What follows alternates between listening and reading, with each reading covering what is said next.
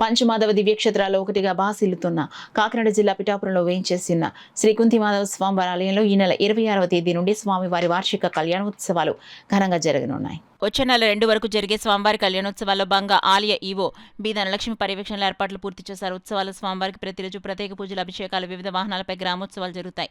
ప్రధానంగా 28న స్వామివారి కళ్యాణోత్సవం, 31న రథయాత్ర ప్రత్యేకంగా నిలుస్తాయి. ఈ సందర్భంగా ఆలయ ప్రధాన అర్చకులు చక్రవర్తుల మాధవాచార్యులు మీడియాతో మాట్లాడుతూ భక్తులందరూ ఈ ఉత్సవాల్లో పాల్గొని తిలకించి స్వామివారి కృపను పొందాలని కోరారు. 26వ తారీఖు ప్రారంభమై జనవరి 26 ప్రారంభమై ఫిబ్రవరి 2వ తారీఖు వరకు కూడా వైభవపేతంగా నిర్వహించబడుతున్నాయి.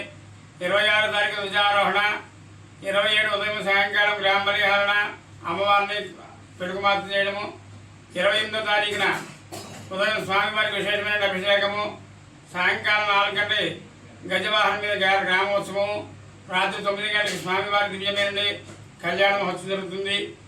అలాగే మరునాడు 29వ తారీఖున ఉదయం గరుడ వాహనము, 30వ తారీఖు సాయంకాలం పొన్నవాహనము, 31వ తారీఖు సాయంత్రం రాత్రి 10 గంటలకి వివిధమైన బాణాసంచ బ్యానమేళాలతో వేదమంత్ర పండితుల యొక్క మంత్రాలతో స్వామివారి యొక్క రథోత్సవము, 1వ తారీఖు ఫిబ్రవరి 1వ తారీఖున ఉప్పాడ సముద్రంతో చక్రస్నానము, ఫిబ్రవరి 2వ తారీఖు సాయంకాలం 8 గంటలకి అమ్మవారి యొక్క పౌడింపాలంకారము, శ్రీ పుష్పయాగ మహోత్సవం జరుగుతుంది. కనుక ఈ కార్యక్రమాలన్నింటిలో కూడా భక్తులందరూ పాల్గొని స్వామివారి యొక్క అమ్మవారి యొక్క అనుగ్రహం పొంది వస్తుందని కోరుతున్నాం.